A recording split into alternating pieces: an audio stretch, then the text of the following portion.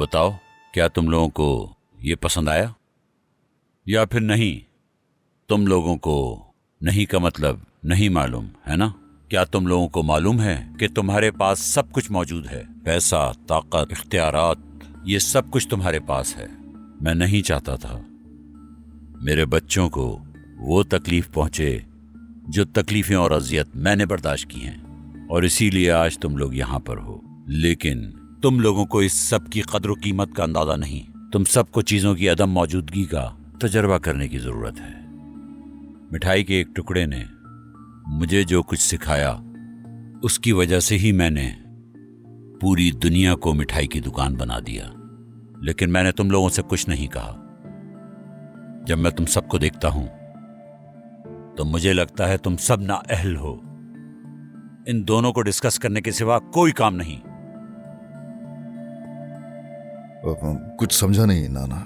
आपके हाथ और पैर दोनों इस दिमाग से चलते हैं, लेकिन जब सर में भूसा भरा हो तो हाथ पैर किसी काम के नहीं रहते। तो इसलिए अब से इस घर में सिर्फ मेरा हुक्म चलेगा। समझ गए तुम लोग? बाबा, हमने ऐसा क्या किया है जो आप ये कह रहे हैं? यही तो मसला है कि तुमने कुछ नहीं किया। मैं इसीलिए ये कह रहा हूं कि तुम लोगों ने कुछ भी नहीं किया। तुम सब एक फैमिली तक तो बन नहीं सके। तुम लोग सिर्फ बातें करना जानते हो। बातें बातें, सिर्फ बातें। लेकिन अब से मैं तुम सब की हर चीज पर नजर रखूंगा। सुनो, आइंदा से हर खाने पे पूरा खानदान एक साथ यहां बैठेगा। कोई भी इस घर से मेरी इजाजत के बगैर ना दाखिल होगा ना निकलेगा, और अगर किसी ने ऐसा किया तो वो खुद जिम्मेदार होगा। हाँ, इस घर में क्या हो रहा है कोई भी इस बारे में घर से बाहर किसी से बात नहीं कर सकता। आज से तुम लोग आपस में बिल्कुल नहीं लड़ोगे। समझ गए? समझ गया जनाब आला। कुछ कहा तुमने? आपकी बात समझ गया हूं, ये कहा बस। बहरहाल तुम्हें अपनी माँ के पास जाना चाहिए। ठीक है ना? और काम में अपनी फैमिली का हाथ बटाओ। आइंदा तो मैं घूमता फिरता ना देखूं मैं। माहिर, कल तुम अपनी माँ को डॉक्टर के पास ले जाओगे। अब से ये तुम्हारी जिम्मेदारी है, समझे? जी हाँ नाना।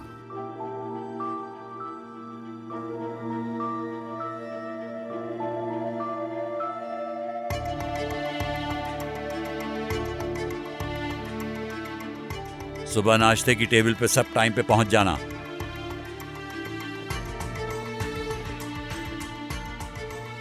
अब ये सब क्या था? भूखा रहने से तो बेहतर है कि जो मिले चुपचाप खा लिया जाए।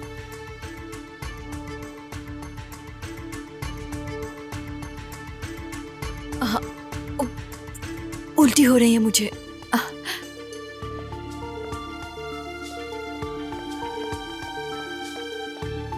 एंजॉय कीजिए।